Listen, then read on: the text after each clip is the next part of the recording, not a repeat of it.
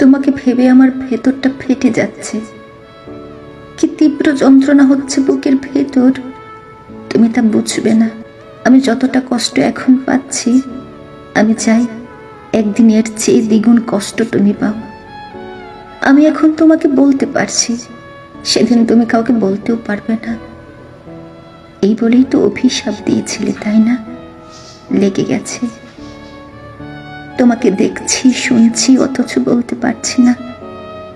তুমি বলেছিলে আমার জন্য তোমার মনে কখনো অভিশাপ আসবে না, তাই আমি এটাকে আশীর্বাদ হিসেবেই নিয়েছিলাম।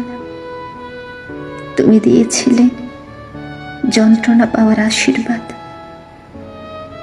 আমি দিয়েছিলাম সুখী হওয়ার অভিশাপ।